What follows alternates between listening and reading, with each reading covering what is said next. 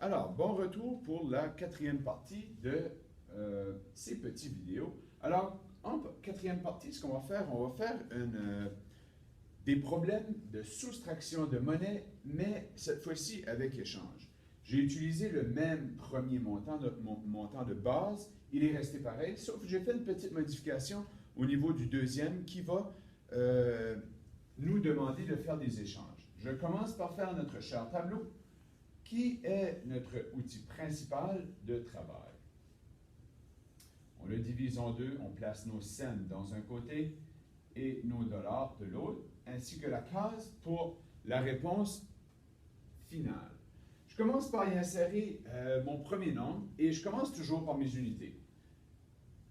4 unités de cents, 3 dizaines de cents, 3 unités de dollars, et 2 dizaines de dollars. Par la suite, je dois commencer par y enlever mon deuxième nombre. Mon deuxième nombre, cette fois-ci, nous demande d'enlever 5 unités de cents. Mais lorsque j'arrive ici, c'est impossible. Nous en reste juste 4. Ce que je vais faire, je vais simplement biffer une dizaine de cents et je vais la transformer en 10 unités de cents.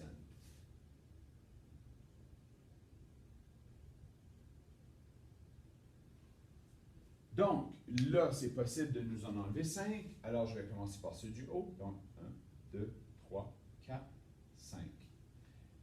Maintenant que j'ai fait, je vais faire mon petit crochet juste pour garder contact et pour m'assurer de savoir où est-ce que je suis rendu. Maintenant, on est rendu dans nos dizaines de cents. Et là, il faut maintenant enlever 4.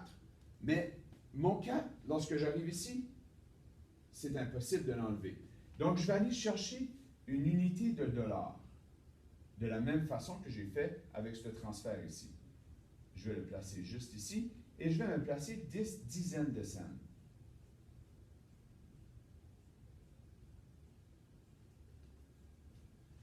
Donc, à ce moment-ci, je suis capable de l'enlever 4. Donc, je vais commencer ici. 1, 2, 3, 4. Donc, mon 4 est fait. Il me reste mes 2 unités de dollars. Donc, 1, 2. Et je fais mon petit crochet.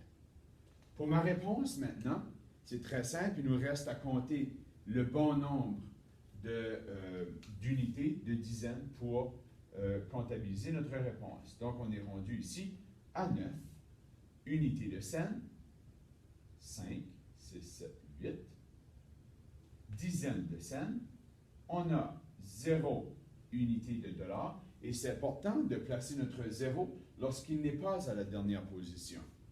Et on place notre dizaine de dollars. Donc,